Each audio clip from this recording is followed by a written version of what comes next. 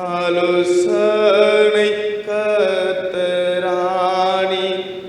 நித்திய பிதாவும் ஆனீர். ஆலோசனை கர்த்தராணீர் நித்திய பிதாவும் ஆனீர். என் ஜீவிய நாட்களெல்லாம் நீரே பெரியவரே. வாழ்விலும் தாழ்விலும் நீரே சிறந்தவரே. இந்த ஏழை கூப்பிடும் போது துன்பம் துயரம் நீக்குவீரே. இந்த ஏழை கூப்பிடும் போது துன்பம் துயரம் நீக்குவீரே. என் ஜீவிய நாட்களெல்லாம் நீரே பெரியவரே. வாழ்விலும் தாழ்விலும் நீரே சிறந்தவரே.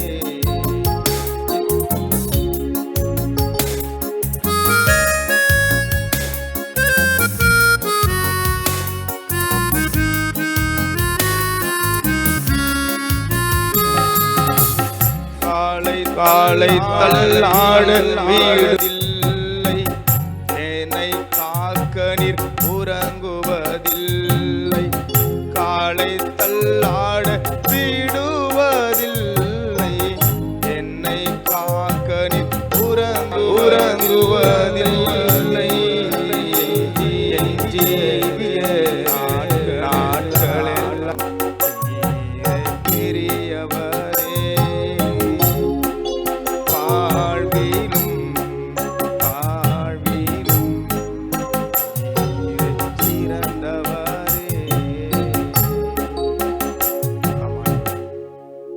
எங்கள் வாழ்க்கையில நீர் மாத்திரமே சிறந்தவர், பெரியவராயிருந்து எங்களை நடத்துகிறவர், எங்களுக்கு ஆலோசனை கொடுக்கிற கர்த்தர் நீர் ஆண்டவரே.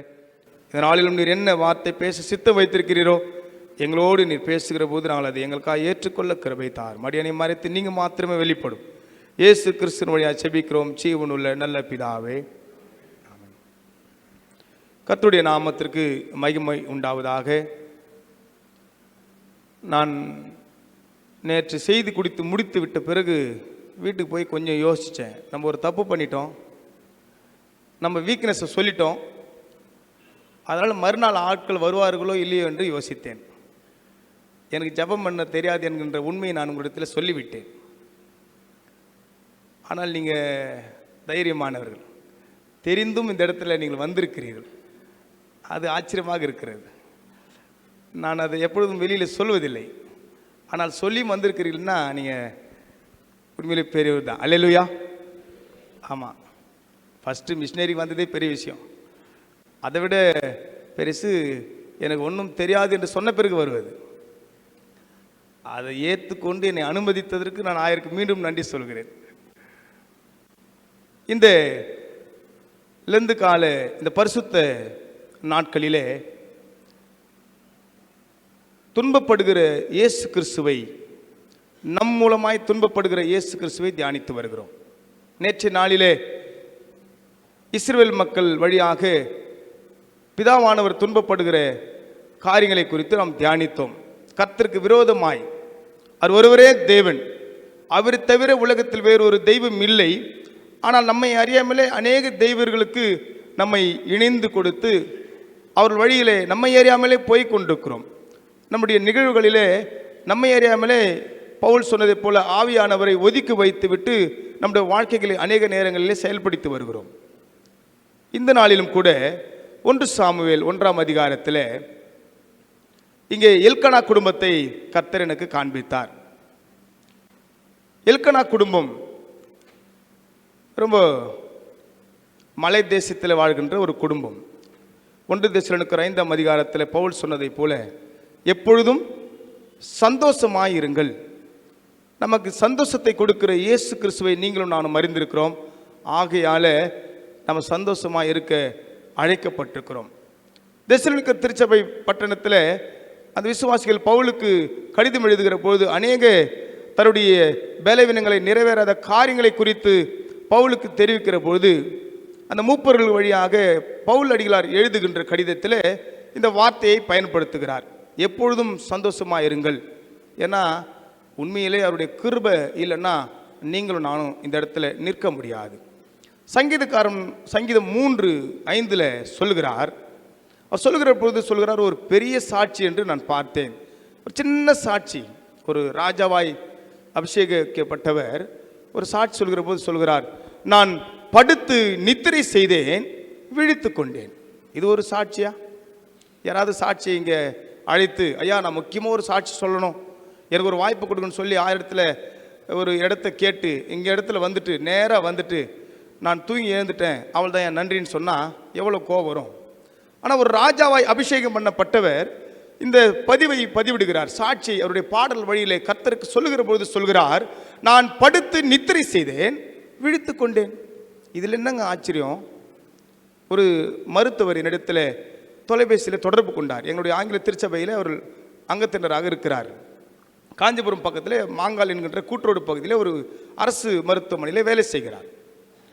அவங்க சொன்னாங்க, நான் ஒரு சின்ன அறுவை சிகிச்சைக்காக ஒரு மயக்க மருந்து கொடுத்தேன். அது சில பேர் தூங்கலாம், சில பேர் நார்மலாக இருக்கலாம். இந்த சகோதரி தூங்கிவிட்டார்கள். பரவாயில்லை, ஒரு 10 நிமிடமோ அல்லது 20 நிமிடத்தில் அவள் விழித்து கொள்ளலாம். நான் அந்த அறுவை சிகிச்சை செய்து முடித்து விட்டேன். அவங்க இன்னும் படுத்து கொண்டே இருந்தார்கள். சரி, நான் சொன்னேன் டிஸ்டர்ப் பண்ணாதீங்க, ஒரு 1/2 hour எழுந்துப்பாங்கன்னு சொன்னேன்.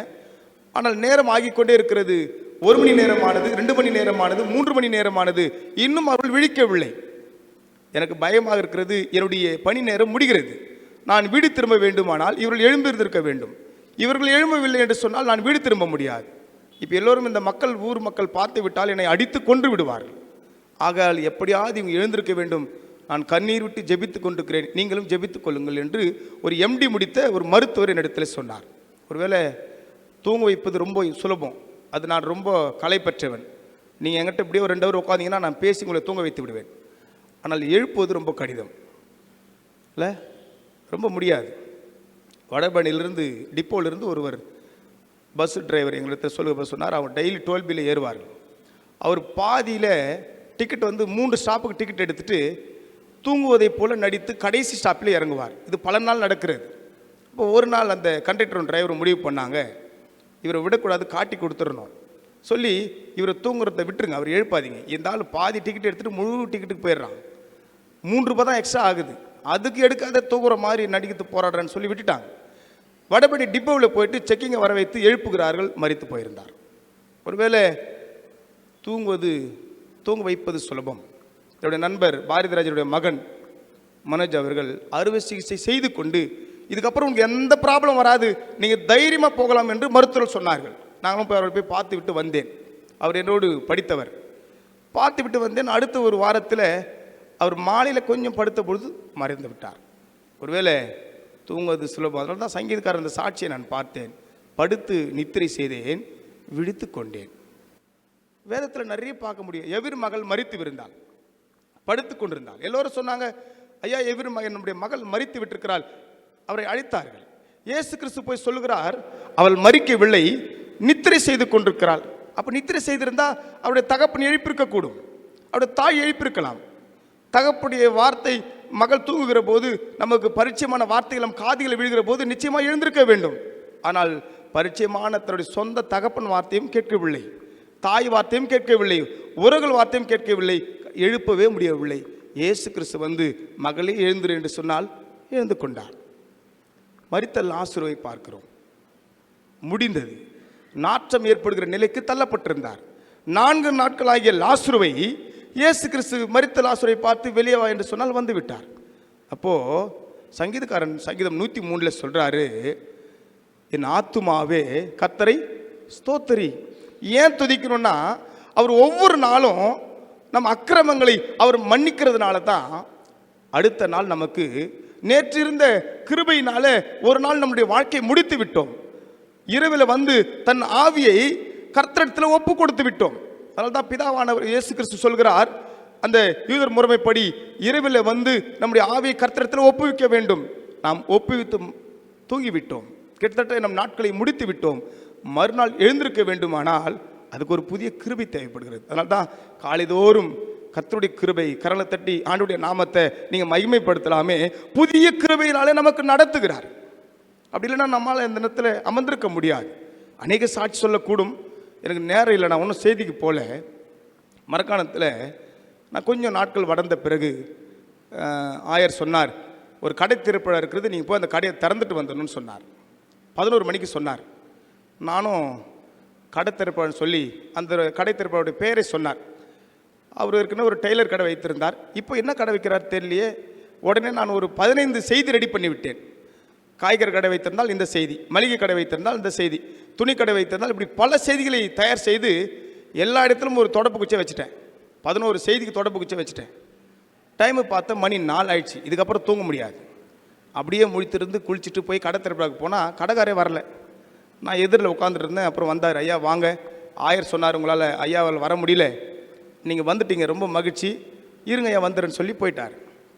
போயிட்டு என்ன கடன் கேட்கலான்னு போகிறதுக்குள்ளே போயிட்டார். மறுநாள் வந்தார். கொஞ்ச நேரம் பார்த்து அவங்க மனைவி வந்தாங்க. அவங்களும் ஐயா ரொம்ப நன்றி, ஐயர் சொன்னார் நீங்கள் இருங்க ஐயா கொஞ்சம் நல்லா ஜெபம் பண்ணுங்கன்னு சொல்லிட்டு போயிட்டாங்க. 2 பேரும் போயிட்டு என்ன கடையை தெரியல, எந்த தொடப்பூச்சி எடுத்து நம்ம மெசேஜ் எடுக்குதுன்னு ஒரே குழப்பம் எனக்கு.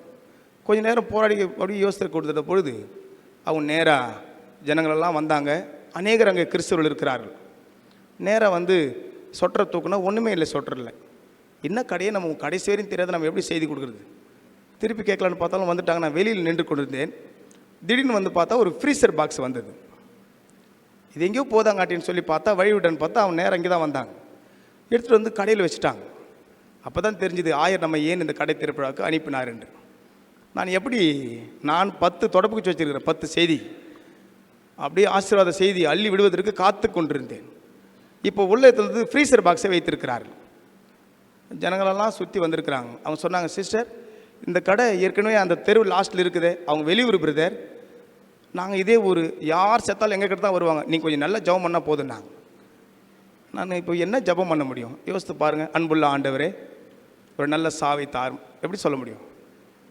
இப்போ நல்ல ஸ்தோத்திரம் பேசின ஒரு பாடலை பாடிவிட்டு யோசிக்கிறேன் ஜெபம் பண்ணுறதுக்கு. பைபிளில் தொடப்பு குச்சி வச்சு இந்த 10 தொடப்பு குச்சி ஒன்றும் தொட முடியல.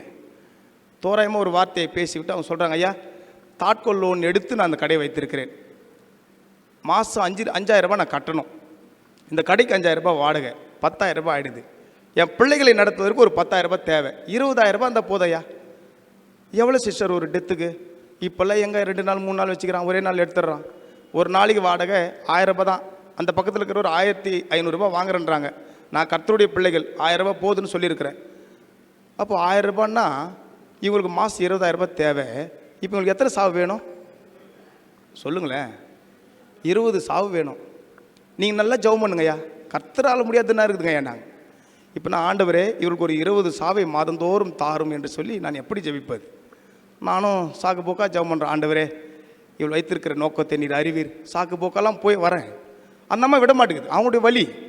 ஆமாம் ஆண்டவரே, யாக்கோபை போல நான் விட மாட்டேன், 30, 60, 100 பலன் கொடுக்குற தெய்வம் நீர் எங்களோடு கூட எடுக்கிறேன், நான் உன்னை விசுவாசிக்கிறேன்னு சொல்லு. நம்ம முடிக்கலான்னு பார்த்தாலும் அந்த அம்மா விட மாட்டேங்குது. ஒரு வழியாக ஜெபம் பண்ணி முடிச்சுட்டு ஒரு டீ எடுத்துகிட்டு வந்து கேசரி கொடுத்தாங்க. அது சாப்பிட்றப்ப திடீர்னு ஒருத்தர் வந்து, அக்கா நம்ம அக்கா பொண்ணு எக்ஸாம் ஃபெயில் ஆகிடுச்சு, நைட்டெல்லாம் போய் வேதனையில் இருந்துக்குது, மருந்து குடிச்சிட்டுக்குது, என்னாச்சு தெரியல, இப்போ தான் ஹாஸ்பிட்டலுக்கு போயிருக்கிறாங்க. எனக்கு பயமாகிடுச்சு, இதோடு நம்ம இங்கே இருக்கக்கூடாது. எடுத்துகிட்டு கொஞ்சம் தூரம் போன உடனே திரும்பவும் ஒருத்தர் வந்து, அக்கா போகிற வேலையை இறந்துச்சுன்னாங்க. அந்த அம்மா திரும்பி சோத்துரும் இந்த முதல் சாவு கடை திறப்பவே. அதுக்கப்புறம் எனக்கு அந்த ஊரில் யாரும் கூப்பிடவே இல்லை தெரியும். அந்த அம்மா ஃபோன் போட்டு கேட்குது, ஐயா இப்போ 2 கடை வச்சுட்டேயா, அதுக்குன்னு வாகனத்தை வாங்கிட்டோம், பலதை வச்சுட்டோம், நீங்கள் ஒரு நாள் கூட வர மாட்டேங்கிறீங்க. அப்போ யோசித்தேன், கர்த்தர் அவங்களையும் நடத்துகிறாரு, 20 சாவும் கொடுக்குறாரு.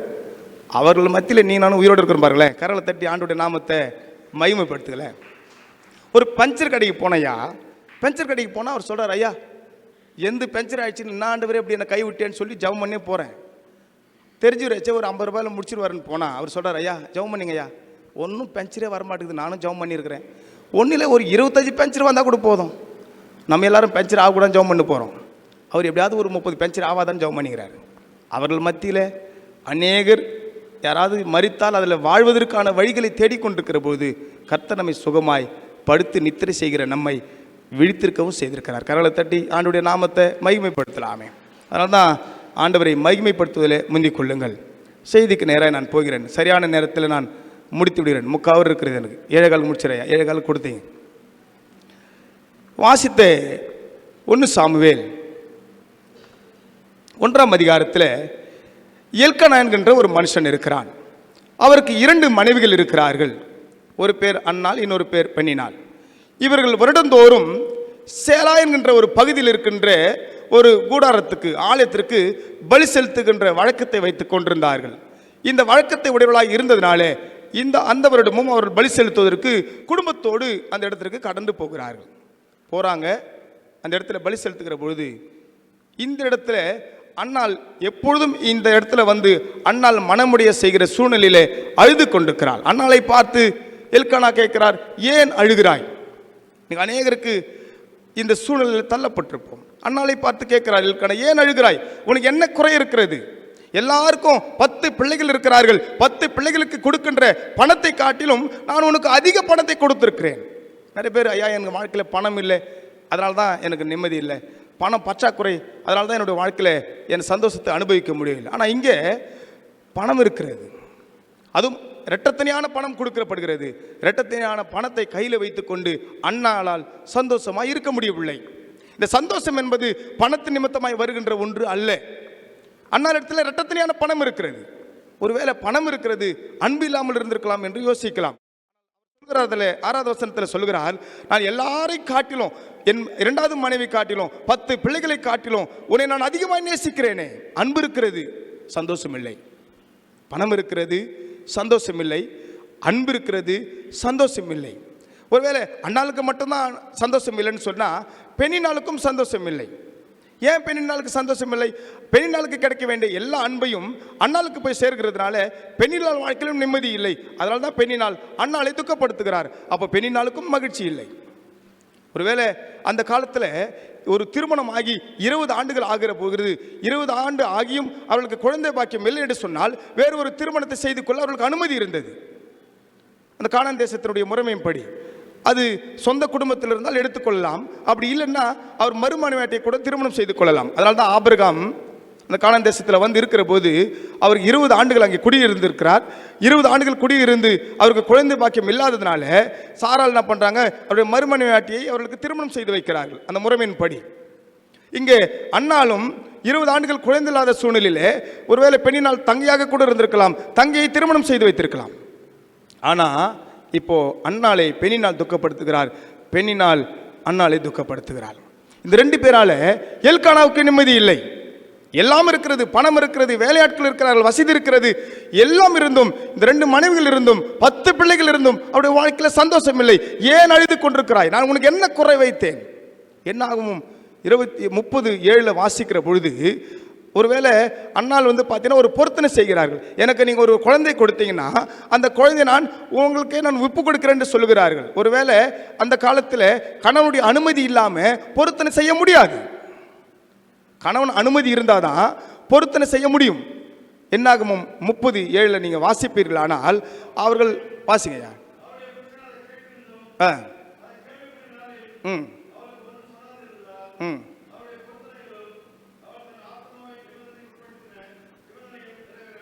போதும். அவருடைய அனுமதி கொடுக்கவில்லை என்று சொன்னால் இவர்கள் பொருத்தனை செய்வது முடியாது. ஆனால் அண்ணாள் தன்னுடைய கணவனை கேட்காம தைரியமாய் பொருத்தனை செய்கிறாள். என்னன்னா முழு சுதந்திரமும் அண்ணாளுக்கு இருந்தது. எல்லா பதவியும் அதிகாரமும் அண்ணாள் இடத்துல வைத்துக் கொண்டிருந்தாள். எல்லா அதிகாரமும் இருக்கிறது, சந்தோஷம் இல்லை. பணம் இரட்டத்தனியாக இருக்கிறது, சந்தோஷம் இல்லை. அதிக அன்பு கிடைக்கிறது, சந்தோஷம் இல்லை. இந்த சந்தோஷம் எதை கொடுத்தும் வாங்க முடியாது.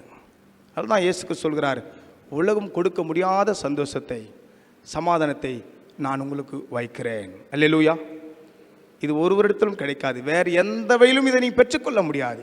எந்த காரியத்திலும் நீங்கள் இதை பெற்றுக்கொள்ள முடியாது. ஒருவேளை ஏன் இந்த அண்ணாள் வாழ்க்கையில் சந்தோஷம் இல்லை?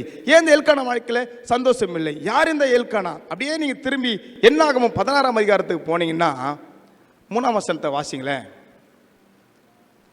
என்னாகமும் 16:3 மோசேக்கும் ஆரோனுக்கும் விரோதமாய் ஒரு கூட்டம் கூடுகிறார்கள். அந்த கூட்டம் கூடுகிற கூட்டத்திற்கு தலைவனாய் கோராகு என்கின்ற ஒருவன் இருந்தான். இந்த கோராகு யாருன்னு பார்த்தா ஒரு லேவியர் குடும்பத்தை சார்ந்தவன், கிட்டத்தட்ட மோசேவுக்கு ஒரு சித்தப்பா புள்ள மாதிரி.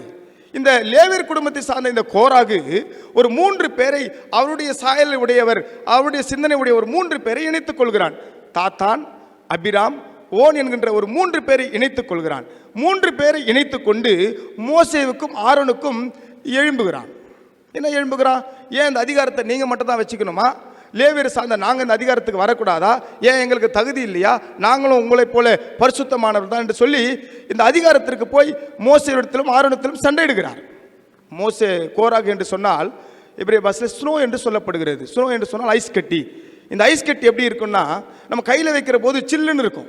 அது கொஞ்ச நேரம் நல்லா இருக்கும், போக போக போக அதை கையில் நம்ம வைக்க முடியாது, எரிச்சலை உண்டு பண்ணும். அப்படிதான் இந்த கோராகுடைய வார்த்தை அங்கே இருக்கிற தாத்தான், அபிராம், ஓன் போன்ற மக்களுக்கும் அவர் இன்னும் கூட்டி சேர்த்து கொண்ட 250 பேருக்கும் அது சில்லுன்னு ஒருவேளை அது ஆனந்தமாய் இருந்தது, நன்மையாய் தெரிந்தது.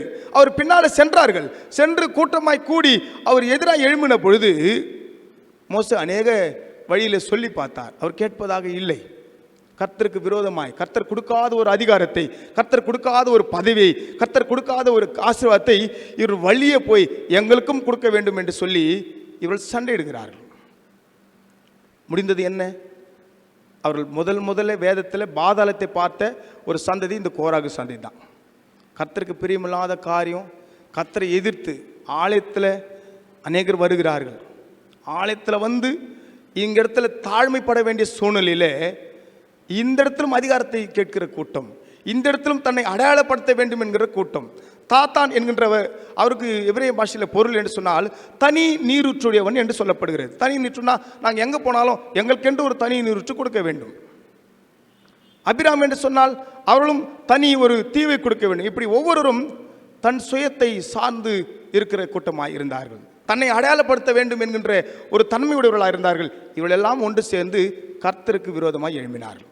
என்னை கேட்டுக்கொண்டிருக்கிற தேவ ஜனமே, நம்முடைய வாழ்க்கையிலும் கூட கர்த்தர் நம்மை நினைத்திருக்கிறார். இந்த இடத்திலும் கூட கர்த்தருக்காக நாம் வராமல் தனக்காக வருகிற கூட்டம் அநேகங்கள் உண்டு.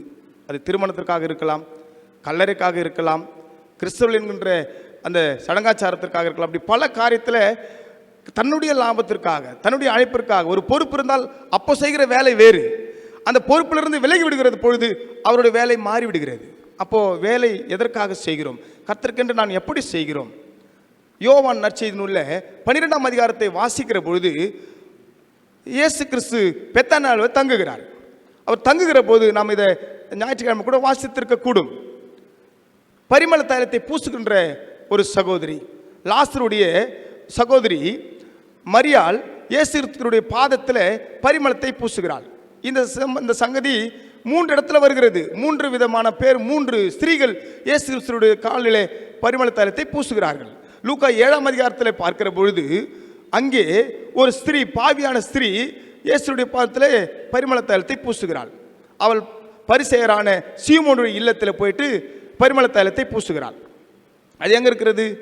அது கலிலேயை சார்ந்த நாயினு ஊரில் இந்த சீமோனுடைய பரிசேயருடைய இல்லத்திலே இவர் பூசுகிறாள். இன்னொரு இடத்துல அவ எப்போ பூசுறாங்க? இயேசு கிறிஸ்து ஊழியத்தை ஆரம்பிக்கிற ஆரம்ப காலகட்டத்தில் இந்த பரிமள தைலத்தை பூசுகிறார். இயேசு கிறிஸ்து ஊழியம் செய்து கொண்டிருக்கிறார். நடந்து முடிகிறது. கடைசியில் இயேசு கிறிஸ்து சிலுவையில் அறைவதற்கு 6 நாட்களுக்கு முன்னதாக லாசருடைய சகோதரி பரிமள தைலத்தை பூசுகிறாள். திரும்பவும் நம்ம மத்தேயு 26 போனோம்னா அங்கே ஒரு ஸ்திரீ பரிமள தைலத்தை குஷ்டரோகியான சீமோன் இல்லத்தில் பூசுகிறாள். அவரும் பார்த்தீங்கன்னா 2 நாட்களுக்கு முன்னதாக பூசுகிறாள். இப்படி 3 பேரும் பரிமள தைலத்தை பூசுகிறார்கள். இதில் லாசுடைய சகோதரி பரிமள தைலத்தை பூசுகிற போது அங்கே இருக்கின்ற சீடர்கள் அவரை பார்த்து சொல்கிறாங்க, இந்த பணத்தை வீணாக்குறீங்களே. யார் சொல்கிறது? கடவுளுக்காக செலவிடுகிற பணத்தை சீடர்கள், கூட இருந்த சீடர்கள் சொல்கிறார்கள், இதை நீங்கள் வீணாக்குகிறீர்கள், இதை ஏழைகளுக்கு கொடுத்துக்கலாம். அதை சொல்கிற யூதாஸ் புதிய மொழிபெயர்ப்பில் சொல்லப்படுகிறது, அவர் பணப்பையில் பணத்தை எடுத்துக்கொள்கிறவனாக இருந்தான், தனக்கென்று எடுத்துக்கொள்கிறவனாக இருந்தான். அநேக திருச்சபைகளிலே காணிக்கை போடுகிற காணிக்கை தனக்காய் செலவிடுகிற சூழ்நிலை மாறிவிட்டது. இன்னைக்கு எல்லாரும் சொல்கிறாங்க, ஐயா இந்த காணிக்கை தொடக்கூடாது, இது எங்கள் திருச்சபை தான் செலவு பண்ணணும், இது சாப்பாடு போடணும், இது கட்டடம் போடணும், இது எங்களை சார்ந்தே சூழ்ந்திருக்க வேண்டும், நாங்கள் டூருக்கு செல்ல வேண்டும். ஒரு சபையில் பேர் சொல்ல முடியாது, நான் கோயம்புத்தூர் திருச்சபைக்கு நான் நற்செய்தி கூட்டத்துக்கு சென்றிருந்தேன். அப்போ அவங்க போகும்போது சொல்கிறாங்க, பெண்கள் ஐக்கியத்திற்கு 4 நாட்கள் டூர், ஆண்கள் ஐக்கியத்துக்கு 3 நாட்கள் டூர், இப்படி எல்லோரும் டூருக்கு செல்கிறார்கள். எந்த பணம் என்று சொன்னால் இந்த காணிக்கை பணம். அடிக்கடி இது என்ன சாப்பாடு, நல்ல சாப்பாடு கொடுங்க, மக்கள் எவ்வளவு உற்சாகமாக காணிக்கை போடுறாங்க. காணிக்கை பணத்தில் இவர்களுக்காகவே பணங்களை சேர்த்துக் கொள்கிறார்கள், இவர்களாகவே அதை செலவு செய்து கொள்கிறார்கள். இது கடவுளுக்கு துக்கப்படுத்துகிற காரியம். இந்த இடத்துல பாருங்க, யூதாஸ் யாரோ மக்கள் கொடுக்குற காசை இவர் எடுத்துக்கொள்கிறவராக இருந்தார், உடன் கூடவே இருந்தார். யூதாஸ் சீடர்களுக்கு இயேசு கிறிஸ்துவோடு இருந்தார்கள். அநேக பேர் எங்களுக்கு என்ன கிடைக்கும் என்று சொல்லிக் கொண்டிருந்தார்கள். ஒருவேளை பேதுரு, எனக்கு என்ன பதவி கிடைக்கும் ஆண்டவரே, நான் உங்களோடு கூட இருக்கிறேனே, எங்களுக்கு என்ன கிடைக்கும்? அந்த மரியாளை பார்க்கிற போது அவை என்ன சிந்தித்துக் கொண்டிருந்தாள் என்றால், இயேசு கிறிஸ்து மரித்த பிறகு அவருக்கு நான் என்ன செய்ய முடியும், அவருக்கு நான் என்ன செய்ய முடியும்? இவங்களெல்லாம் நான் ஆலயத்துக்கு வரேன், எனக்கு என்ன கிடைக்கும், எனக்கு என்ன பதவி கிடைக்கும், எனக்கு என்ன அங்கீகாரம் கிடைத்திருக்கிறது, என்னை எங்கே யார் மதிப்பது, எனக்கு என்ன அங்கீகாரம் கிடைக்கிறது, எனக்கு என்ன வாய்ப்பு கிடைத்தது? நான் மரியாள் சொல்கிறாள், அவருக்கு நான் என்ன செய்ய முடியும்? அது உயிரோடு இருக்கிற பிள்ளை. ஒரு ஃபங்க்ஷனுக்கு போவோம், ஒரு கல்யாணத்துக்கு போவோம், ஒரு மொழி வைப்போம், யாருக்கு வைப்போம்? நமக்கு திருப்பி வைக்கிறவர்களுக்கு அதிகமாக வைப்போம், தெரியாதவருக்கு சும்மா ஒரு பூங்கொத்தை கொடுத்துட்டு வந்துடுவோம். அதே நம்ம உறவுக்காரராக இருந்தால் அவருக்கு இன்னும் ஒரு நகையில் கூட போய் முடியும், அதிகமாக வைத்துடுவோம், ஏன்னா அவங்க திருப்பி நமக்கு கொடுப்பார்கள். ஆனால் இங்கே மரியாள், இயேசு கிறிஸ்து மரித்து போகிறார், அவர் மரித்து விட்ட பிறகு நான் அவருக்காக என்ன செய்ய முடியும்? இங்கே கோராகு சந்ததி, எங்களுக்கும் இதுக்கு அதிகாரம் வேண்டும். இவர் லேவியர் கூட்டத்தை சார்ந்தவர்கள் இல்லை, பிரகாரம் இருக்கிறது, பரிசுத்த ஸ்தலம் இருக்கிறது, மகா பரிசுத்த ஸ்தலம் இருக்கிறது. எங்களை ஏன் பிரகாரத்தில் வச்சிருக்கிற, எங்களை எடுத்துட்டு போய் உங்களை போல பரிசுத்த ஸ்தலத்தை நிறுத்துங்கள். அதுக்கு தகுதியா இருக்குதா இல்லைன்னு கடவுள் முடிவு பண்ணணும். அவர் என்ன முடிவு பண்றது? எங்களுக்கு தகுதி இருக்கிறது, நீங்களே எங்களுக்கு கொடுங்கள். அநேக பதவிகளை கேட்கிறார்கள், அவர்களாகவே சண்டையிடுகிறார்கள். தயவு செய்து நான் சொல்றேன், நீங்க திருப்பி என்னை கூப்பிடல கூட பரவாயில்ல, எதிர்த்து யாரையும் போட்டிட்டு இந்த பதவிக்கு வராதிங்க.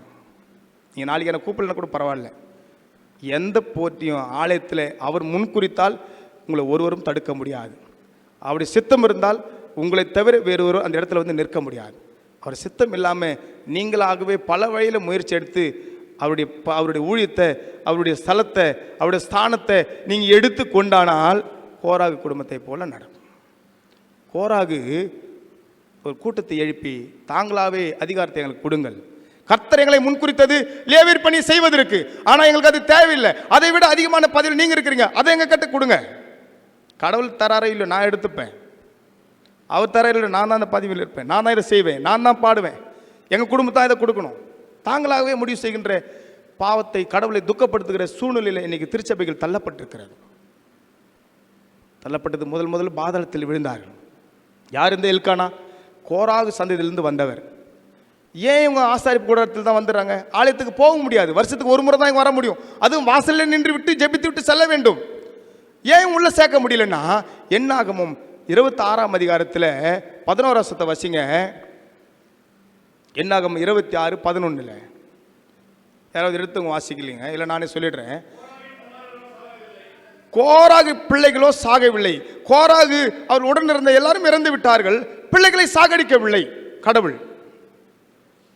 நான் ஒரு ஊருக்கு நற்செய்தி கூட்டத்திற்காக சென்றிருந்தேன். அவங்க சொன்ன சாட்சி என்னை பயமுறுத்தினது. எங்கள் அப்பா ஒரு பெரிய போஸ்டிங்கில் இருந்தார், ஒரு அரசியல் போஸ்டிங்கில் இருந்தார். எங்கள் அப்பா வந்தார்னா, அவர் வருகிற போது அவருக்கென்று ஒரு சேர், அந்த இடத்துல வேறு யாரும் உட்காருவதற்கு அனுமதி கிடையாது. திருவிருந்து முதல்ல அவர் தான் போய் எடுப்பார். ஏன்னா அடுத்த முறை அவருக்கு வேறு யாருக்காவது திருவிருந்து கொடுத்துட்டு அவருக்கு கொடுக்கக்கூடாது, அவர் தான் ஃபர்ஸ்ட் எடுப்பார். அவர் வந்தார்னா அவரை கனப்படுத்த வேண்டும். இந்த இடத்துல இருந்து ஒன்றில் திருச்சபையில் நாம் கடவுளுக்குள் இருக்கிறோமான்னு செக் பண்ணிக்கிறதுக்கு யாராவது ஒரு வேலை செய்து விட்ட பிறகு அவர் பெயரை ஆயரோ இல்லை இங்கே நடத்துகிறவரோ அவருக்கு பேரை சொல்லி தேங்க்ஸ் சொல்லலைன்னா அப்போ தெரிஞ்சுக்கோ நம்ம உண்மையான கிறிஸ்துவலா இல்லையான்னு. உடனே சண்டைக்கு வருவார்கள். என்னை ஏன் அடையாளப்படுத்தலை, ஏன் என் பெயரை சொல்லவில்லை?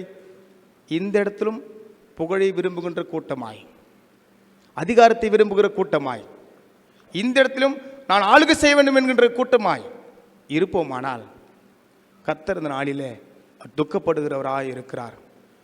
உங்கள் நிமித்தம் துன்பப்படுகிற கிறிஸ்து நானே. இந்த ஸ்தலத்தை, பரிசுத்த ஸ்தலத்தை, தாழ்மைப்பட வேண்டிய ஸ்தலத்தில் என்னுடைய வாழ்க்கை, என்னுடைய கிறிஸ்துவ பயணம், அவருடைய பின்பற்றுகின்ற பயணம் எப்படியாக இருக்கிறது. ஏன் இந்த எல்கானா வாழ்க்கையில் எல்லாம் இருந்தும் சமாதானம் இல்லைன்னா, அங்கே போட்டிருக்குது 6ஆம் வசனத்தில், புசிக்கின்ற உணவு இருக்கிறது. நேற்று வாசித்தோம், அவர்கள் உழைத்த உழைப்பில் எந்த உணவும் அவர் கையில் கிடைக்காம போச்சு. இன்னைக்கு அவர் கையிலே இருக்கிறது உணவு, அதை சாப்பிட முடியவில்லை. அவர் உழைப்பு அவங்ககிட்டே இருக்குது, அதை அனுபவிக்க முடியவில்லை. என்னை கேட்டுக்கொண்டிருக்கிற தேவ ஜனமே, நம்முடைய கிறிஸ்துவை பின்பற்றுகிற வழி எப்படியாக இருக்கிறது? நம்மை கர்த்தர் உண்மையுள்ளவன் என்று எண்ணி நம்மை முன்குறித்திருக்கிறார். அவர் யாரையும் அவ்வளோ சீக்கிரத்தில் தெரிந்து கொள்ள மாட்டார். ஒருவர் ஆவினாலும் ஜலத்தினாலும் பிறவாவிட்டால் பரலோக ராஜ்யத்தில் பிரவேசிக்கவே முடியாது. அவர் நம்மை ஆவினாலும் ஜலத்தினாலும் நம்மை முன்குறித்து தெரிந்து கொண்டிருக்கிறார். கரங்களை தட்டி ஆண்டவருடைய நாமத்தை மகிமைப்படுத்தலாமா? அவர் சித்தம் இல்லாமல் நீங்கள் திருமுழுக்கு எடுத்திருக்க முடியாது. அப்போ அவர் உன்னை நம்பி இருக்கிறார். நீ ஸ்ட்ராங்கான பர்சன், நீ என்னை பின்பற்ற முடியும், நீ விலகி போக மாட்டே, நீ எனக்கு விரோதமாக போக மாட்டே, நீ அவ்வளோ சீக்கிரத்தில் பிசாசுடைய சந்ததி அவருடைய தந்திரத்தில் விழுந்து விட மாட்டேன் என்று அவர் நம்பி தான் உன்னை தெரிந்து கொண்டார். யாத்ராகம் 25:10 ஒரு மரத்தை குறித்து சொல்லப்படுகிறது. அந்த மரம் யூதாவிலிருந்து போகிற, இஸ்ரேல் யூதாவுக்கு போக, ஏதோம் தேசத்திலிருந்து யூதாவுக்கு போகிற ஒரு வனாந்தரத்தில் அது அதிகமாக விளைகின்ற மரமாக இருக்கிறதாம். அது எப்பொழுதெல்லாம் ஈரக்காற்று கிடைக்கிறதோ, தண்ணீர் கிடைக்கிறதோ, அப்பொழுது அந்த தண்ணீரை எடுத்து அந்த ஈரத்தில் அந்த மரம் வளர்கின்ற மரமாக இருக்கிறது. அந்த ஈரத்தில் அது உறிஞ்சு மரம் வளரும். மீண்டும் எப்பொழுது ஈரக்காற்று கிடைக்கிறதோ அப்பொழுது அந்த தண்ணீரை பருகி கொள்ளுமா. அது நேர ஈரக்காற்று கிடைக்கும், வளர்ந்து வரும். அதில் பெரிய பெரிய முள், கிட்டத்தட்ட 3 அங்குலத்திலிருந்து 6 அங்குலம் வரை அந்த முட்கள் வளருமா. இது நல்ல செழிப்பாய் வளரும். மரம் நல்லா வளர்ந்து ஒரு நிலைக்கு வந்த பிறகு நல்ல ஈரக்காற்று கிடைக்கிற பொழுது காத்து கொண்டிருக்குமா. திரும்பவும் எப்போ நமக்கு ஈரம் கிடைக்கும், தண்ணீர் கிடைக்கும் என்று சொல்லி அந்த மரம் ஏங்கி கொண்டிருக்குமா. ஏங்கி கொண்டிருந்து அதுக்கு ஒரு ஈரம் காற்று கிடைத்த உடனே மகிழ்ச்சியாக இருக்கும். அந்த நேரத்தில் இந்த ஈரம் காற்றாய் மாறி அதிகமாய் வீச தொடங்குமா.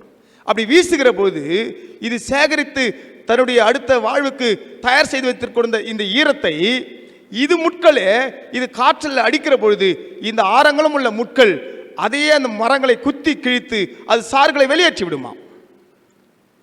இது மொத்தம் திரும்ப சேர்த்து வச்சிருந்த எல்லா ஈரமும் வெளியே போயிட்டு திரும்பவும் மரம் காய தோணுமா.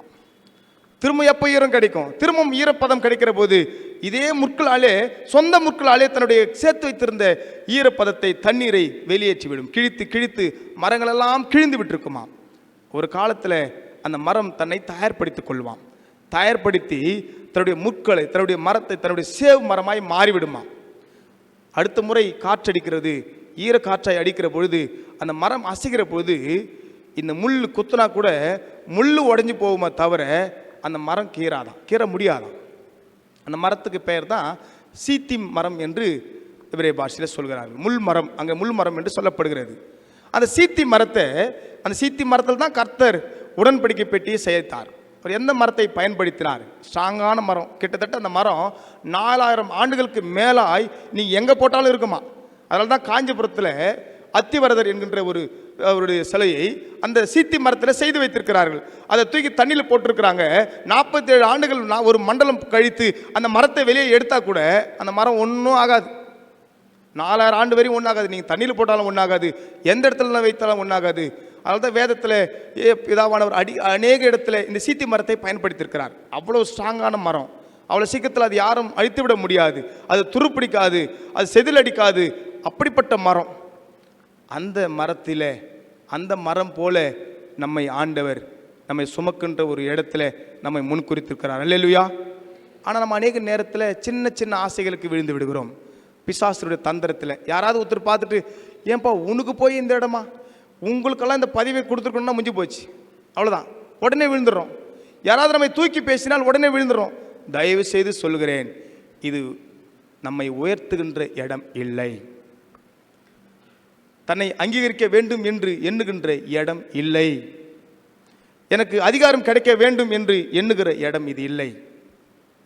கர்த்தர் எல்லாம் கொடுத்திருந்த எல்கானா குடும்பத்தில் சமாதானத்தை எடுத்திருந்தார். இந்த கர்ப்பத்தை வேற யாரும் அடைக்கல, அவரே அடைத்திருந்தார் என்று வேதம் சொல்கிறது. வருடந்தோறும் போய் அழுது கொண்டிருக்கிறாள். வருடந்தோறும் அழுது கொண்டிருக்கிறாள். எப்படி இது தீர்க்க முடியும்? அப்படியே நம்ம வாசிக்கிற பொழுது என்ன அந்த 10ஆம் வசனத்தில் போய் அவர் மனம் கசந்து அழுகிறாள். கர்த்தரத்தில் புலம்பி அழுகிற போது, நீங்கள் குடித்து விட்டு அழுகிறார், நீங்கள் வெளியே போமான்னு சொல்கிறாங்க. திருவிடந்தை என்கின்ற ஒரு பகுதியில் ஒரு தாயார் ரொம்ப அழுதுட்டு இருந்தாங்க. அவங்க இருளர் பகுதியை சார்ந்தவர்கள். நான் அவங்ககிட்ட போயிட்டு, ஏமாண்ணா எனக்கு யாரும் உதவி செய்ய மாட்டேங்கிறாங்க ஐயா, நான் எப்போ வந்தாலும் என்கிட்ட என் உதவி தான் எடுத்துக்கிறாங்களே தவிர எனக்கு யாரும் இந்த வீட்டில் பிள்ளைங்களோ என் கணவன் எனக்கு உதவி செய்ய மாட்டான்னு அழுதான். அவங்க பேசுகிறத பார்த்தா எனக்கே கண்ணில் தண்ணி வர மாதிரி ஆயிடுச்சு. நானும் கலங்குற மாதிரி உட்காந்தோடனே எங்கள் சர்ச் மெம்பர் அப்படி வந்தவொடனே, ஐயா என்ன இங்கே உட்காந்துட்டு அவங்க கூட புலம்பிட்டு இருக்கிறீங்க, அழுதுங்கிறீங்க? இல்லைம்மா, அவங்களுக்கு யாருமே உதவி செய்யலாம், அழுறாங்க. இப்படி எழுந்து வாங்க, அவள் தான் குடிச்சிட்டு அழுறேன்னா உனக்கு எங்கே போய் அருவினாங்க. அப்புறம் தான் தெரியுது அந்த அம்மா குடிப்பாங்களாம். குடிச்சிட்டு அந்த அம்மாவுக்கு யாரும் சாராயம் வாங்கி வரலாம் அழுதுட்டுருக்குறாங்க. ஒருவேளை சில பேர் சும்மானே அழுவாங்க, சில பேர் மற்றவங்க காரியத்தை சாதிப்பதற்கு அழுவார்கள், மற்றவங்க பேர் எதற்கு அழுவார்கள். இந்த சாவலெல்லாம் அநேக பேர் யார் சாவுனே தெரியாது போய் அழுவாங்க, கூட்டிகிட்டு போய் அழுவாங்க. எங்கள் வீட்டில் எங்கள் ஆயா மறித்து விட்டார், ரொம்ப ஏஜ் வயசானவங்க. எங்கள் அப்பா நான் அப்போ சினிமாவில் இருக்கிற போது, எப்பா ஆயாக்கு பெரிய மாலையோடு வாங்கினார். இங்கேருந்து திருவள்ளூரில் போய் இறங்கி மாலை வாங்கலான்னு பார்த்தா 11 மணிக்கு கடையெல்லாம் சாத்திட்டுருக்குறாங்க, ஒரு கடையும் இல்லை, எங்கேயும் மாலை வாங்க முடியல. சரி வீட்டுக்கு போயிட்டேன். வீட்டுக்கு போயிட்டு மாலை எங்கே பாடினார், மாலை இல்லை பாடினார். ரோட்லேயே நிற்கிற, அங்கேயே நில்லு சொல்லிட்டு நேராக போனார். ஒரு பெரிய மாலையை கொடுத்தாரு. இவருக்கு எப்படி இந்த கிராமத்தில் இவ்வளோ பெரிய மாலை கிடச்சிது, சரி கொடுத்தாருன்னு எடுத்துகிட்டு போயிட்டேன். நானும் நேராக போகிறேன், எல்லாரும் மக்கள்லாம் பார்த்துட்டு வராங்க, எல்லோரும் என்ன ரொம்ப பார்க்குறாங்க. சரி பேரன் வரேன் பார்க்குறாங்க. தெருவிலெல்லாம் போயிட்டு அந்த மாலையை எங்கள் ஆயா அந்த இது மேலே பாடி மேலே போட்டேன். அப்போல்லாம் அந்த ஃப்ரீசர் பாக்ஸ் கிடையாது, மேலே போய் போட்டுட்டேன். போட்டோன்னே என்னை எல்லோரும் ஒரு மாதிரியாக பார்க்குறாங்க. ஒருத்தங்க கூட என்னை பிரியப்பட்டு பார்க்குற மாதிரியே தெரில. இப்போ நீங்கள் பார்க்குற மாதிரியே பார்க்குறாங்க. போட்டு உடனே திரும்பி பார்த்தா அமைதியாக்குறாங்க. நான் போட்டு ஒன்று பார்த்தேன், ஏன் நம்மளை மாதிரியே பார்த்தா அதில் போட்டுக்குது, இது சிஎஸ்ஐ பேதுரு ஆலயத்தின் மாலைன்னு போட்டு வச்சுக்குது. இந்த பாவி எங்கள் அப்பா கௌரவத்துக்கு மாலை போடலான்னு பிள்ளைக்கு அசிங்கன்னு சொல்லி அவங்க அம்மா மாலை போட்டு இந்த மாலையை திருட்டு வந்து என்கிட்ட கொடுத்துட்டாரு. அந்த மாலையை பார்த்தான்னா திருடக்கூடாதா, சபையிலேருந்து போட்டுக்கிறாங்க, அந்த மாலையை தந்து கொடுத்துட்டாரு. அதனால தான் வரும்போது நான் நல்லா கௌரவமாக பிடிச்சின்னு வரேன். அப்படி மாலையை போட்டுட்டேன். எங்கள் அம்மா சொல்கிறாங்க, டேய் அழுடா. எனக்கு அழ வரலம்மா, அவங்க 97 வயசு, சாக வேண்டிய வயசு, பசியில் இருக்கிறேன் நான். டேய் அழுடான்னாங்க. ஏம்மா அழ வரலம்மா. எங்கள் அம்மா கூட சேர்ந்து அழறாங்க. எப்பா ஆயா உனக்கு என்னென்னலாம் செஞ்சாங்க, எப்படியெல்லாம் செஞ்சாங்க, அழையே வரல. கிள்ளி பார்க்குறாங்க, என்னென்னோ போராடுறாங்க, அழ வரல. அவங்க முடிவு பண்ணிட்டாங்க இதுக்கப்புறம் அழ மாட்டான்னு சொல்லிட்டு எப்பா ஆயாவை பார்த்து கல்லாயிட்டியாப்பா ஆனாங்க. நான் ஏன் கல்லானேன், பசியில் நிற்கிறேன் நான். உடனே இவங்க விட மாட்டாங்க சொல்லி, நம்ம எல்லாம் பெரியவங்க ஜென்ஸ் பண்ணுறது தான் நானும் செஞ்சேன். அப்படி கண்ணை முடிஞ்சு சும்மா 2 குழுகுனேன். இது எல்லாம் பெரியவங்க பண்ணுறது தான், நான் மட்டும் கிடையாது. நீங்கள் சாவில் ஆண்களை கவனித்து பாருங்களேன், யாரும் அழ மாட்டாங்க அவ்வளோ சீக்கிரத்தில். நீங்கள் காலை பிடிச்சின்னு விடாத போகிறானீங்கன்னா, மாமா சித்தப்பான்னு போகிறானீங்கன்னா ஒரே வழி தான் வச்சுருக்கிறாங்க. அப்படி போட்டு 2 குழுக்குவாங்க. நானும் குழுக்கணும். உடனே எப்போ ஆயா அழாத அழாத அழாத, நான் எங்கே அழுதேன், அழ சொல்கிறதே நீ தான். இந்த மாதிரி நிறைய பேர் காரியத்தை சாதிப்பதற்காக கூட அழுவார்கள், தன்னை அடையாளப்படுத்திக் கொள்ள, தன்னை கௌரவத்தை, இப்படி பல வகையில் இருக்கிறது. இங்கே அன்னாள் கண்ணீர் விட்டு அழுகிறாள். அழுகிற போது சொல்கிறாங்க, ஒரு வார்த்தை சொன்னாங்க, சேனைகளின் கடவுளாகிய கர்த்தரே. 2 சேனைகள் இருக்கிறது. வானத்து நட்சத்திரம், வானத்தில் இருக்கிற அத்தனை நட்சத்திரம், சந்திரன், சூரியன் எல்லாத்துக்கும் சேர்ந்து ஒரு சேனைகள். பூமியில் இருக்கின்ற அத்தனை ஜீவ ஜந்துக்களுக்கும் ஒரு சேனை. இந்த 2 சேனைக்கும் தலைவராகி தெய்வமே என்று சொல்லி கர்த்தரை பார்த்து சொல்கிறார். அதில் என்னன்னா, எல்லாத்துக்கும் பொறுப்பாளர் நீ தான் ஆண்டவரே, எல்லாத்துக்கும் காரணக்கர்த்தர் நீ தான். எல்லா ஜீவஜந்துக்களும் வாழ்வதற்கு வாழ வைப்பது நீங்கள் ஒருத்தர் தான். 16 தலைமுறைகள், 450 ஆண்டுகள் எங்களுடைய குடும்பத்தில் சாபங்கள் எங்களை பின்தொடர்ந்து கொண்டிருக்கிறது. யாரோ எங்கள் மூதாதை சேர்ந்த கோராகுடைய சாபம் எங்களை இன்னும் விடவில்லை. என்னாகமம் 27 3ஆம் வசனத்தை பார்க்கிற போது அங்கே ஒருத்தர் வீடு இடம் கேட்குறாங்க. இடம் கேட்குற போது சொல்கிறாங்க, ஐயா எங்கள் அப்பா மரித்து விட்டார், எங்களுக்கு ஒரு இடம் கொடுங்க. நாங்கள் ஒன்றும் எங்கள் அப்பா ஒன்றும் கோரகை போல கர்த்தருக்கு விரோதமாய் பாவம் செய்து மறிக்கவில்லை. அவர் சாதாரணமாக தன் பாவத்தில் மரித்து விட்டார், அதனால் நீங்கள் எங்களுக்கு இடம் தரலாம். கோராகு சந்ததியே 450 ஆண்டுகள் 16 தலைமுறைகளை அவர்கள் இஸ்ரவேல் மக்கள் பயந்து முதல் இவர்கள் பாதாளத்தை பார்த்த சந்ததி, இவர்கள் உள்ளவே சேர்க்கக்கூடாது என்று சொல்லி இவர்களை ஒதுக்கி விட்டிருந்தார்கள். அதனால தான் இந்த எல்கானா ஆலயத்தில் லேவிய பணி செய்ய வேண்டிய இந்த எல்கானா குடும்பம் மலை தேசத்தில் போய் வாழ வேண்டிய சூழ்நிலைக்கு தள்ளப்பட்டிருந்தார்கள். ஆனால் அன்னாள் கர்த்தருடைய பாதத்தில் இந்த 16 தலைமுறைகளுடைய சாபத்தை நீக்குகின்ற ஜெப வீராங்கனையாக இருந்தார். கர்த்தரை மனம் இறங்க செய்கின்ற இடத்துல இருந்தார். சேனைகளின் கடவுளாகிய கர்த்தரே, 2 சேனைகளுக்கும் நீங்கள் தான் ஆண்டவரே தெய்வம். ஒரு சேனை எதுவும் பழுகி பெருகாது. வானத்தில் இருக்கிற சேனைகள், பூமியில் இருக்கிற சேனைகள் எல்லாம் பழுகி பெருகின்ற உயிரினங்கள். ஆனால் பழுகி பெருக செய்கின்ற இந்த ஜீவ ஜந்துக்களிலே நான் மட்டும் இன்னும் பழுகி பெருகவே இல்லை. என்னுடைய வாழ்க்கையில் மட்டும் இன்னும் பழுகி பெறுகின்ற ஒரு அதிசயத்தை, ஒரு ஆசீர்வாதத்தை என் வாழ்க்கையில் நான் காணவே இல்லை. ஆனால் நான் உண்மையே நம்பிக்கொண்டிருக்கிறேன். எனக்கு ஒரு வாழ்க்கை, எனக்கு ஒரு வாழ்வு, எனக்கு ஒரு சந்ததி கர்த்தரத்தில் கேட்டுக்கொண்டிருக்கிறாள். என்னை கேட்டுக்கொண்டிருக்கிற தேவஜனமே, நம்முடைய வாழ்க்கையில் கூட பழுகி பெருக செய்கிற கடவுள் நம்மோடு கூட இருக்கிறார். அது எத்தனை தலைமுறை சாபங்களாக இருக்கட்டும், எத்தனை தலைமுறை சாபங்களாக இருக்கட்டும், கர்த்தர் நினைத்தால் அவருக்கு இது லேசான காரியம். ஒருவேளை இத்தனை தலைமுறை நம்ம ஆசீர்வாதமாக வாழ்ந்துட்டு இருக்கலாம், இல்லை நாங்கள் நல்லா இருக்கிறோம் நீங்கள் நினைக்கலாம். தெரியாது, அடுத்த தலைமுறை நம்முடைய பாவங்கள் அது சாபமாய் மாறி என்னுடைய பிள்ளைகள் பாதிக்கப்படக்கூடும். நான் ஆந்திரா பகுதியில் ஒரு ஊருக்கு நற்செய்திக்கு கடந்து போயிருந்தேன். அங்கே ஒருத்தர் வந்து சொன்னார், ஐயா நான் நல்ல வசதி படைத்தவன், ஒரு குறையும் இல்லை, எல்லாம் எங்களிடத்தில் இருக்கிறது. நான் ஒரு தவறு செய்வேன். ஒரு பெண்ணை நாங்கள் தவறாக பயன்படுத்தி கொண்டோம். நான் திருச்சபையில் ஒரு பொறுப்பில் இருந்தவன். ஆனால் நான் ஒரு பெருசாக அதை எண்ணிக்கொள்ளவில்லை. அது எங்களுக்கு எந்த பாதிப்பும் தரவில்லை. ஆனால் என்னுடைய சந்ததி, அடுத்த தலைமுறையான எங்கள் பிள்ளைகளுக்கு ஒருவருக்கும் குழந்தை பாக்கியம் இல்லை. எல்லா நிலைகளும் போராடி கொண்டிருக்கிறோம். கோட்டூர்புரத்தில் ஒரு சகோதரர் இருந்தார், உங்களுக்கு தெரியும். அவரை போலீஸ் பிடித்து விட்டது.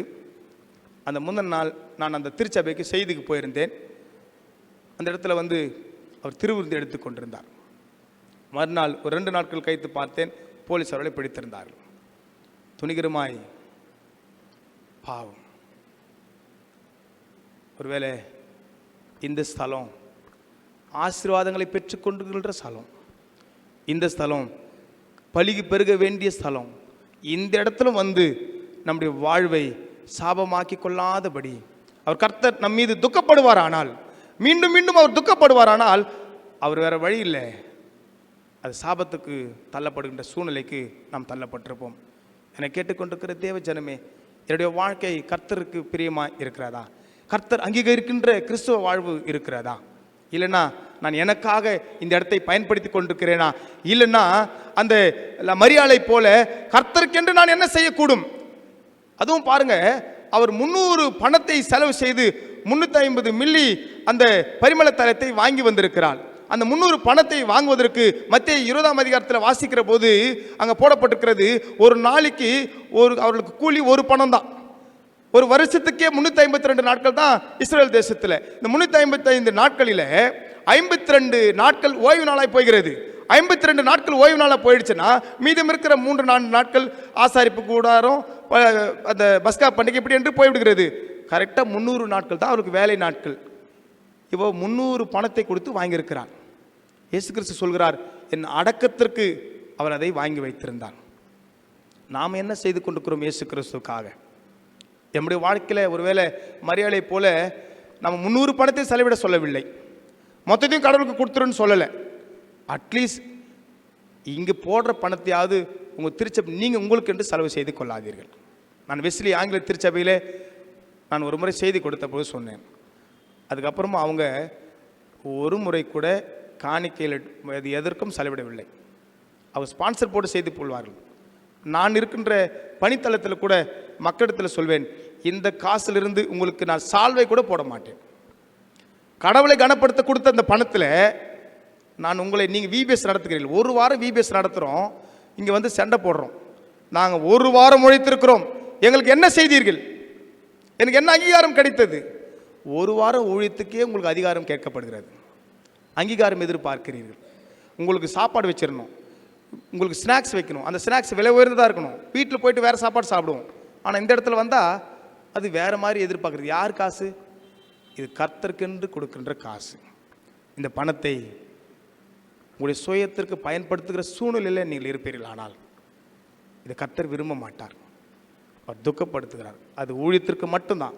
அது ஆலய பராமரிப்புக்கு, ஆலய வளர்ச்சிக்கு, அவருடைய நாமம் மகிமைப்படுவதற்கு, அவர் நாமம் பிரஸ்தாபப்படுத்துவதற்கு தான் இந்த காணிக்கை பணமே தவிர அது நம்ம சொந்த செலவுகளுக்கு அல்ல. நேராக வந்த உடனே கேட்பாங்க, இந்த இடத்துல டீ எவ்வளோ? 15 ரூபா. அங்கே போய் ஆர்ட் சிப்ஸில் வாங்கினா 70 ரூபா. உங்கள் வீட்டில் எந்த டீ குடிப்பீங்க? 10 ரூபா டீ குடிப்போம் இல்லை? இது காசு, காணிக்கை காசு. ஒருவேளை இந்த பணத்தை நீங்கள் காணிக்கை கொடுக்கிறீர்கள், ஏன் காணிகள் தான் நீங்கள் வாழறீங்க சொல்லாதீங்க பிரதர். உங்கள் காணிக்கை கர்த்தரத்தில் கொடுத்து விட்டீர்கள். அதுக்கு சம்மந்தம் இல்லை. உங்களுக்கு அதுக்கு சம்மந்தம் இல்லை. அது கடவுளுக்கு கொடுக்கப்பட்டது. கர்த்தரை எதிர்க்கின்ற வாழ்வு உங்களுடைய வாழ்வு இருக்கக்கூடாது. அவருடைய கரத்தில் தாழ்த்துகின்ற இடங்களாக இந்த இடம் இருக்க வேண்டும்.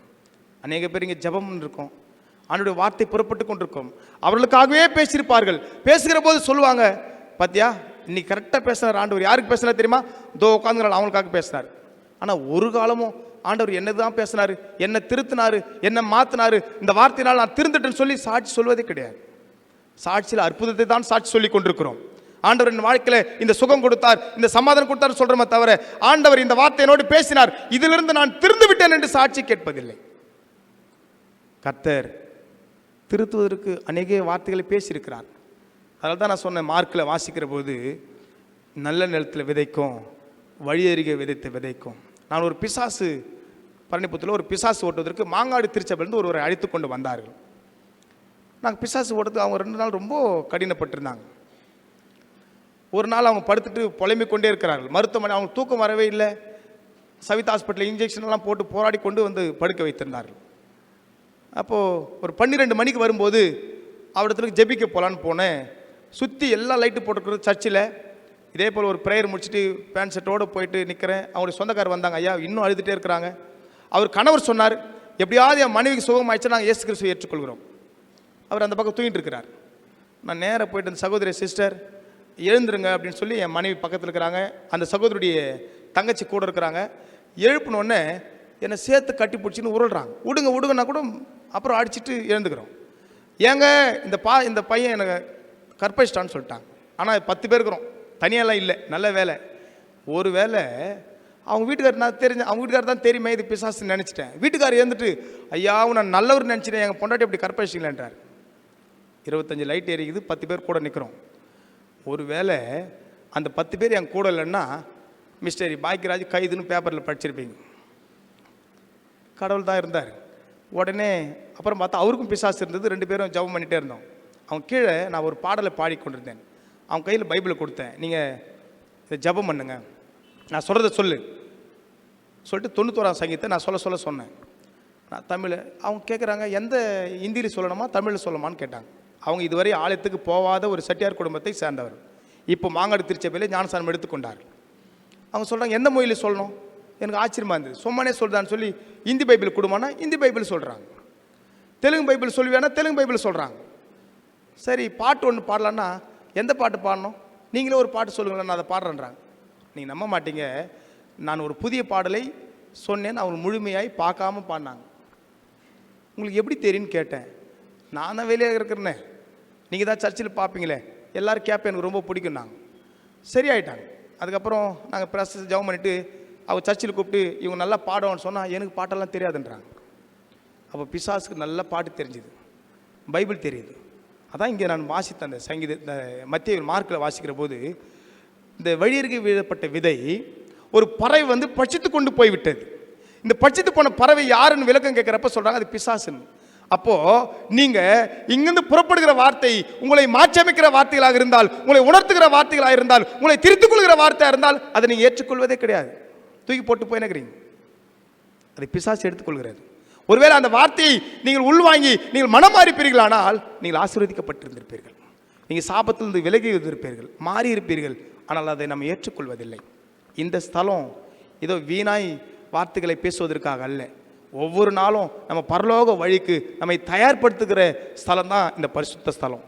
இந்த இடத்துலேருந்து புறப்படுகிற வார்த்தை, ஆண்டவரே நீர் எனக்காக என்ன பேசுகிறீர், நான் என்ன செய்யட்டும், அடியேன் என்ன செய்யட்டும், நான் என்ன செய்ய சித்தமாயிருக்கிறீர்.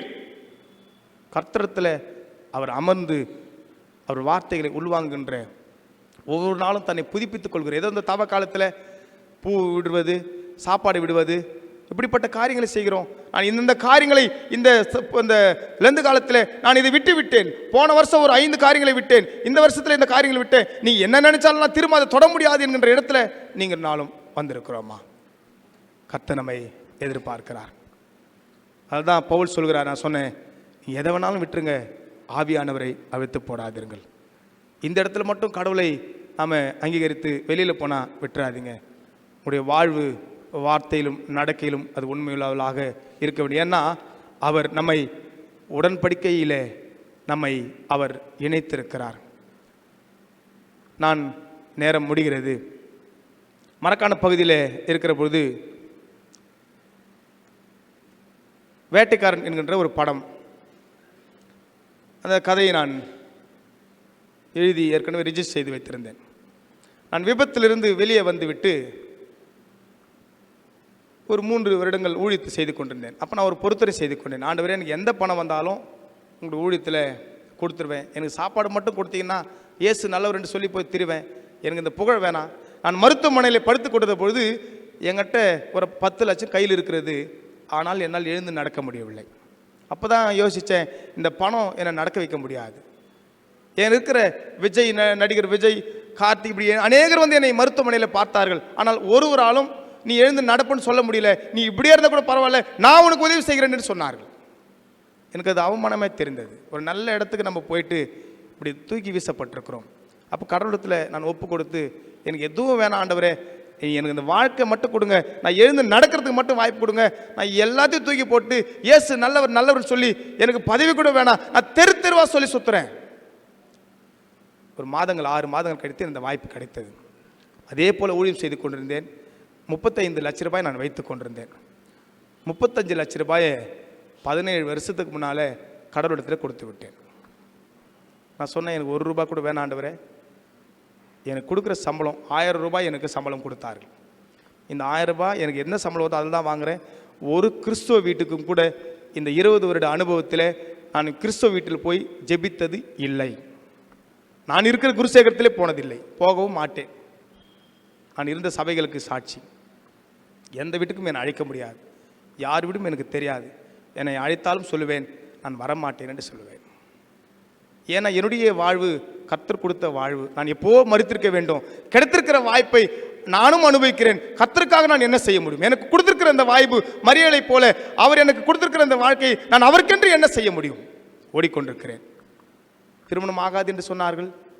திருமணமும் கர்த்தர் வாய்க்க செய்தார். அதை ஆகாது என்று சொன்ன மருத்துவர் அடையாறில் இருக்கிறார். அவரே அதை பார்த்து திருமணத்திற்கு அவர் ஒழுங்கு செய்தார். ஒவ்வொரு வருடங்களும் என்னுடைய பாடி செக்கப் செய்யப்பட்டது. இப்படி அற்புதம் செய்த கடவுளத்தில் என்னை முழுமையாக அர்ப்பணித்து கொஞ்சம் கொஞ்சமாக வேதத்தில் இந்த பைபிளை நான் ஒரு வார்த்தை கூட படித்ததில்லை. ஊழியத்துக்கு வரும்போது எனக்கு ஜெபம் பண்ண தெரியாது. ஆனால் இந்த வேதத்தை ஒரு வருஷத்துக்கு இப்பொழுது 3 முறை முடித்து விடுகிறேன். ஒரு நாளைக்கு கிட்டத்தட்ட 2 ஹவர் கீழே ஜெபம் பண்ணுவதில்லை. ஏன்னா அந்த அன்பு, அந்த அற்புதம், என்னுடைய வாழ்வு, மீட்கப்பட்ட வாழ்வு நான் உணர்ந்திருக்கிறேன். இந்த உலகம் தேவையில்லை. இந்த உலகம் நமக்கு ஒன்றும் செய்து விட முடியாது. நம்ம நினைத்து கொடுக்குறது உலகம் தான் நம்மை வாழ வைக்கிறது. இந்த வாழை தான் நம்மை வாழ வைக்கிறது கிடையாது. நான் வாழ்ந்து வந்திருக்கிறேன். 22 வயசில் நான் 50 லட்ச ரூபாய்க்கு சொந்தக்காரன். 13 பேர் இடத்துல வேலை செய்து கொண்டிருந்தார்கள். நான் ஒரு பியூட்டி பார்லர் வைத்திருந்தேன். நடிகை திரிசா வைத்து திறந்தேன். ஒரு சிமெண்ட் கடை வைத்திருந்தேன். அதில் 6 பேர் வேலை செய்து கொண்டிருந்தார்கள். அநேக ஆலயத்திற்கு நான் பென்சிங் போட்டு கொடுத்துருக்கிறேன், மணிகுண்டு கட்டி கொடுத்துருக்கிறேன். அப்போல்லாம் நினைப்பேன், நான் என்ன குறை வச்சேன்? கடவுளுக்கு எல்லாம் செஞ்சேன். கடவுளை துக்கப்படுத்திட்டேனே. நான் நினச்சேன் கடவுளுக்கு ஏதாவது விசிறி போட்டால் நம்ம நல்லா இருப்போம்னு நினச்சேன். இல்லை, கிடையாது. ஊழியத்தில் இணைந்தேன், ஓடினேன். கர்த்தர் கிருபையில் 17 சபைகளை உருவாக்க கடவுள் கிருபை செய்திருக்கிறார்.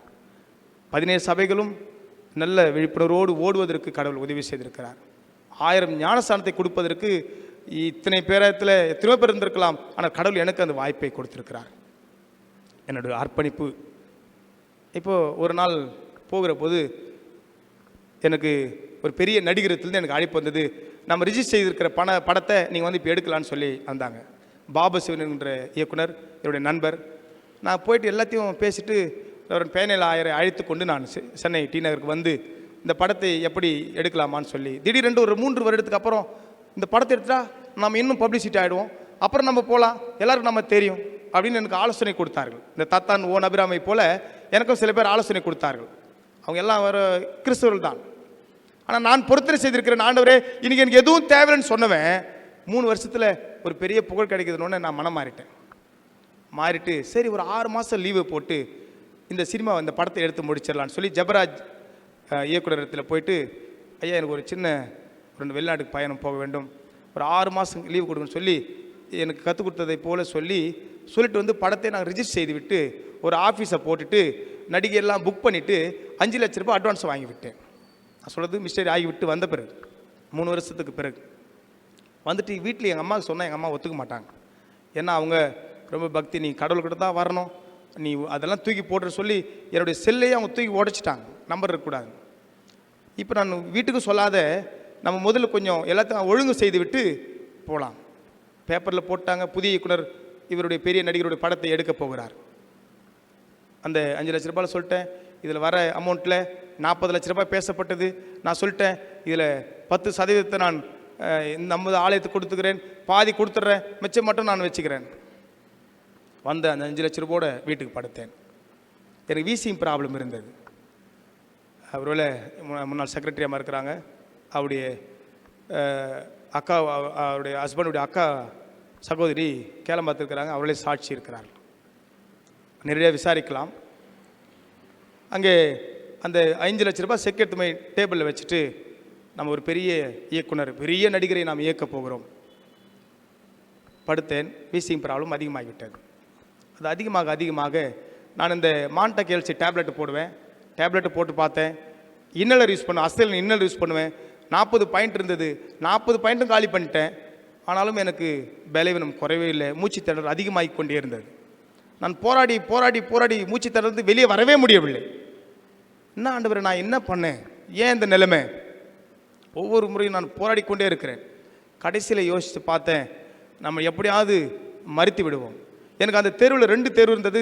அந்த 2 தேர்வுலையும் இயேசு கிறிஸ்துவை சொல்லக்கூடாது என்று கட்டளை கொடுத்திருந்தார்கள். அதனால் நான் இந்த இடத்துல தங்கி வேறு ஒரு ஊரில் தான் இயேசு கிறிஸ்துவை சொல்லி கொண்டிருந்தேன். நான் எவ்வளோ கத்தி பார்க்குறேன், யாராவது காப்பாற்றுங்களேன், ஒருத்தரும் வரல, பயந்துக்குன்னு. 10, 11, 12 நான் அப்போது போராடி எல்லா வழியும் செய்து பார்த்தேன். மூச்சு பயிற்சி சில எல்லா வழிகளும் செய்து பார்த்தேன், எல்லாம் தோல்வியில் முடிந்தது. உடனே எங்கள் அம்மாவுக்கு ஃபோன் போட்டு, அம்மா எப்படியாவது என்னை பார்க்கறதுக்கு உடனே வாங்க, என்னால் முடியல, நான் வாழ முடியுமான்னு தெரியல, என்னால் முடியல, ப்ளீஸ் எப்படியாவது சீக்கிரம் வாங்க, ஏதாவது வண்டி பிடிச்சிட்டா அது வாங்கன்னு சொல்லி எங்கள் அம்மாவுக்கு ஃபோன் போட்டால், நான் காலையில் வந்துடுறேன் தம்பி, காலையில் வந்துடுறேன்னு சொல்கிறால தவிர அங்கேருந்து அவள் வர முடியாது, திருத்தணிலிருந்து மரக்காணம். திரும்பவும் போராடுகிறேன். கடைசியில் யோசித்தேன், என்ன ஆண்டவரே, நான் விபத்தில் மறித்திருந்தா கூட பரவாயில்லை, அங்கேருந்து என்னை தூக்கிட்டு வந்து இயேசு கிறிஸ்து இங்கே சொல்லக்கூடாதுன்னு சொல்கின்ற இந்த இடத்துல என்னை அனாதையாய் சாவடிக்க போகிறீரே, அப்படி நான் என்ன தான் செஞ்சேன், உனக்காகத்தானே ஓடுறேன்னு சொல்லி அப்படியே யோசிக்கிற போது தான் கர்த்தர் என்னோடு பேசினார்.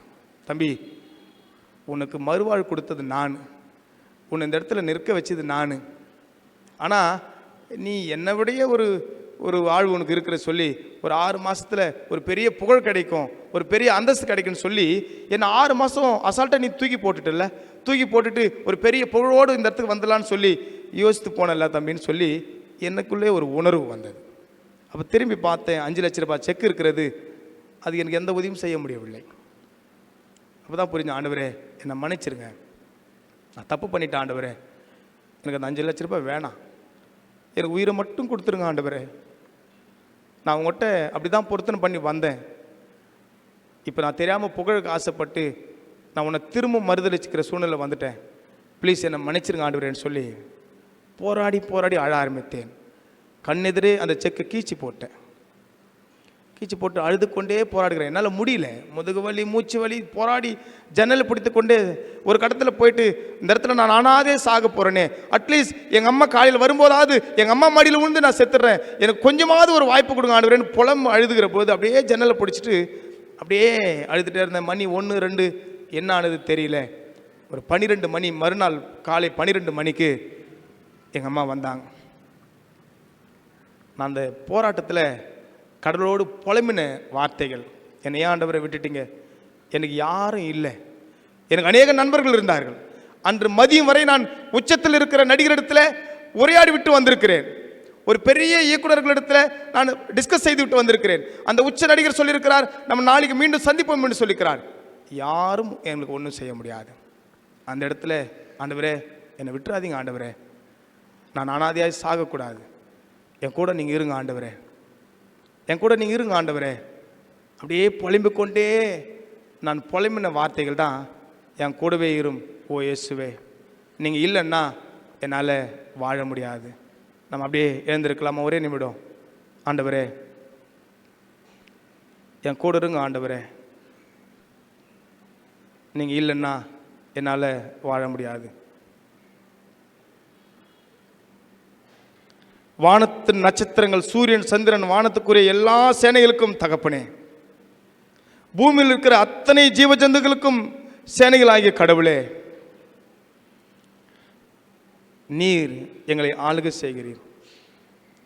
என் கூட இருங்க ஆண்டவரே, நீங்கள் இல்லைன்னா என்னால் வாழ முடியாது. எங்களுடைய வாழ்க்கையில் கூட ஏதாவது ஒரு வகையில் எங்களுடைய புகழ்ச்சிக்காக, எங்களுடைய ஆண்டவர் ஆசைக்காக, எங்களுடைய அந்தஸ்துக்காக என்னை ஆண்டவர் அடையாளப்படுத்திக் கொள்ள ஏதாவது ஒரு வகையில் இந்த ஆலயத்திலிருந்து நான் உன்னை துக்கப்படுத்தியிருப்பேன். ஆனால் என்னை மன்னிங்க ஆண்டவரே. எனக்கான சூழ்நிலையை இந்த இடத்துல நான் எதிர்பார்த்திருப்பேன். ஆனால் எனக்காக வாய்ப்பாய் இதை நான் பார்த்திருப்பேன். ஆனால் என்னுடைய சுகத்திற்காக மாத்திரம் இந்த இடத்தை நான் பயன்படுத்தியிருப்பேன். ஆனால் சீடர்களை போல, அந்த யூதாசை போல ஆண்டவரே, என்னுடைய லாபத்திற்காக இந்த இடத்தை நான் அனுபவித்து பார்த்திருப்பேன். ஆனால் என்னை மன்னிங்க ஆண்டவரே. அப்பா, உமக்கு நான் என்ன செய்ய முடியும்? இந்த வாழ்வை கொடுத்த உங்களுக்கு நான் ஆண்டவரே, அந்த மரியாதை போல எங்களுடைய பணத்தை வைத்து, எங்களுடைய உழைப்பை வைத்து, எங்களுடைய தாளத்தை வைத்து, எங்களுடைய ஞானத்தை வைத்து, எங்களுக்கு கிடைக்கிற நேரத்தை வைத்து நான் உம்முடைய ஊழியத்திற்கு என்ன செய்ய முடியும்? ஆண்டவரே, எங்கள் பிள்ளைகளுக்கு நாங்கள் சாபத்தை சேர்த்து வைக்காதபடி இந்த ஸ்தலத்திலிருந்து வந்து எங்களை நீதிமானாக்கப்பட்டு நீதிமானாய் வாழ வேண்டிய நாங்கள் இந்த இடத்திலிருந்து எங்கள் பிள்ளைகளுக்கு, எங்கள் சந்ததிகளுக்கு நாங்கள் சாபத்தை சேர்த்து வைக்காதபடி, உம்மை துக்கப்படுத்தி அவர்கள் பிள்ளைகள் வாழ்வை கெடுத்து விடாதபடி கிருபை பாராட்டும், கிருபை பாராட்டும் ஆண்டவரே. நீங்க இல்லைன்னா எங்களால் வாழ முடியாது. இருளான வாழ்க்கையிலே வெளிச்சமாயிரும், உயிரற்ற வாழ்க்கையிலே ஜீவனாயிரும். இருளான வாழ்க்கையிலே வெளிச்சமாயிரும், உயிரற்ற நாட்கள் எல்லாம் ஜீவனாயிரும். வெளிச்சம் நீரே, என் ஜீவனும் நீரே, எனக்கெல்லாமே நீங்க தானப்பா. வெளிச்சம் நீரே, என் ஜீவனும் நீரே, எனக்கெல்லாமே நீங்க தானப்பா. எனக்கெல்லாமே நீங்க தானப்பா. எனக்கெல்லாமே நீங்க தானப்பா. கண்ணீர் சிந்தும் நேரத்திலே தாயாயிரும், கஷ்டப்படும் நேரத்திலே தகப்பனாயிரும். கண்ணீர் சிந்தும் நேரத்திலே தாயாயிரும், கஷ்டப்படும் நேரத்திலே தகப்பனாயிரும். அம்மாவும் நீரே, என் அப்பாவும் நீரே, எல்லாமே நீங்க தானப்பா. அம்மாவும் நீரே, என் அப்பாவும் நீரே, எனக்கெல்லாமே நீங்க தானப்பா. எனக்கெல்லாமே நீங்க தானப்பா. எனக்கெல்லாமே நீங்க தானப்பா. அண்ணா ஐயா, எங்க வாழ்க்கையில நாங்க ஒரு பாவம் செய்யல. ஒருவேளை இஸ்ரேல் மக்களை போல நாங்கள் உமக்கு விரோதமா இல்லை. ஆனா ஒருவேளை எங்கள் வாழ்க்கையில இன்னும் நாங்கள் சமாதானத்தை அனுபவிக்க முடியவில்லை. ஒருவேளை எங்கள் முன்னோர் செய்த சாபங்கள், பாவங்கள் எங்களுக்கு சாபங்களாய் ஆண்டவரே எங்கள் வாழ்க்கையை சீர்படுத்துகிற சூழ்நிலை இருக்குமானா, நீங்க ஒரு விஷயம் அண்ணாலை போல அப்படியே பாதத்தில் நிற்கிறோம் ஆண்டவரே. உம்முடைய ஆலயத்துல மகிழ்ச்சியாய் வாழ வேண்டிய கூட்டம் இந்த இடத்துல வந்து நாங்கள் அழுகின்ற நிலைக்கு தள்ளப்பட்டிருப்போம். ஆனால் ஆண்டவரே, பூமியின் சேனைகளின் கடவுளே, எங்களை பெருக பண்ணும். சமாதானத்தில் எங்களை நடத்தும். ஆண்டவரே, எங்களுடைய முன்னர் செய்த பாவங்கள் சாபங்கள் எங்களை பின்தொடராதபடி எங்கள் வாழ்க்கையை பரிசுத்தப்படுத்தும். ஆண்டவரே, எங்கள் வாழ்வு எங்கள் பிள்ளைகளுக்கு சாபமாய் மாறிவிடாதபடி எங்கள் வாழ்க்கையை அமைத்துக் கொள்ள கிருபை தார். பெரிய காரியங்களை செய்யும். இயேசு கிறிஸ்து வழியாக ஜெபிக்கிறோம் ஜீவனுள்ள நல்ல பிதாவே.